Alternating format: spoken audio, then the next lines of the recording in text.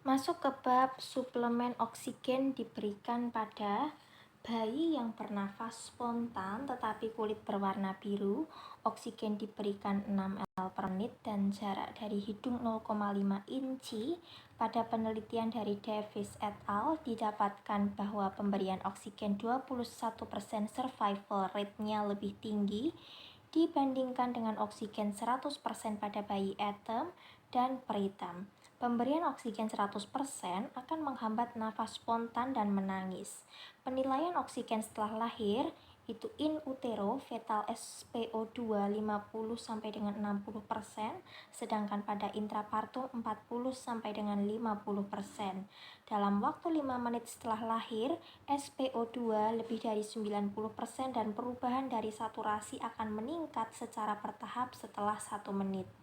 Harus dilakukan monitor pernafasan dan denyut jantung bayi dan paling baik dengan pulse oximetry.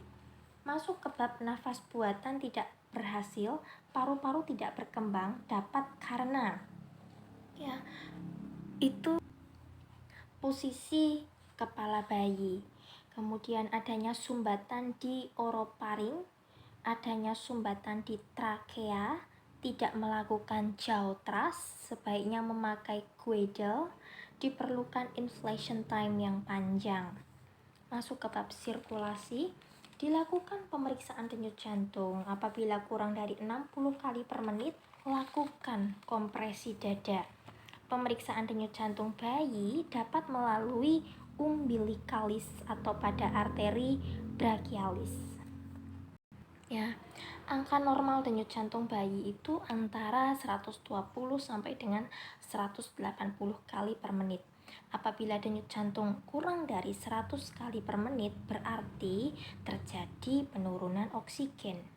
Kompresi dada dilakukan apabila kita yakin bahwa paru-paru telah berkembang, yakni dengan berisi oksigen. Rasio kompresi dilakukan dengan perbandingan 3:1. Kompresi dada diberikan apabila denyut jantung bayi kurang dari 60 kali per menit. Kompresi jantung dihentikan apabila denyut jantung bayi lebih dari 60 kali per menit. Obat diberikan bersamaan dengan resusitasi CPR. Resusitasi berhasil apabila ada perbaikan pada respirasi, denyut jantung, tonus otot, dan saturasi. Masuk ke bab metode kompresi. Dengan 2 jari di bawah garis puting susu, kemudian 2 tangan melingkar dada, dan 2 jari di bawah garis puting susu. Masuk ke bab temperatur kontrol. Bayi yang lahir kurang dari 1.500 gram umumnya akan terjadi hipotermi dan harus mendapat perhatian khusus. Bayi harus ditutupi dengan plastik polietilin atau plastik penutup makanan dan diletakkan di bawah pemanas. Monitor suhu bayi harus dilakukan dengan ketat. Temperatur ruangan diatur antara 25 derajat Celcius sampai dengan 26 derajat Celcius. Masuk ke bab obat, umumnya obat jarang diberikan. Jika kompresi dada yang dilakukan ada kuat, obat yang diberikan adrenalin itu 1:10.000. Kemudian natrium bikarbonat idealnya 4,2% dan dextrose 10%. Pemberian paling baik melalui vena umbilikalis. Masuk ke bab anjuran, epinefrin 10 mcg atau kgbp 0,1 ml per kgbp dengan konsentrasi 1:10.000. Jika tidak efektif, dosis dinaikkan sampai 30 mcg per kgbp 0,3 ml per kgbp dengan konsentrasi 1:10.000 diberikan melalui vena umbilikalis. Pemberian melalui trakea dosis 0,5 sampai 1 ml per kgbp dengan konsentrasi 1:10.000 dalam spuit 3 ml sampai 6 ml. Denyut jantung diperiksa setiap 1 menit dan pemberian epinefrin bisa diulangi setiap 3 sampai dengan 5 menit. Kemudian untuk obat lain,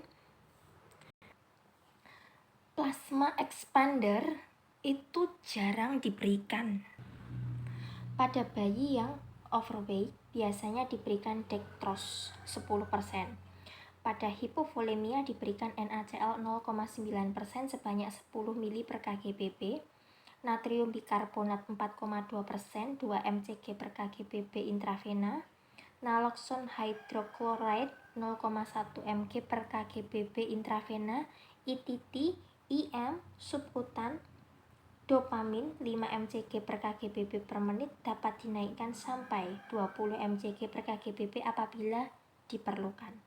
CPR dihentikan jika selama 10 menit tidak memberikan hasil pada jantung ataupun respirasi, tidak berdenyut dan tidak bernafas.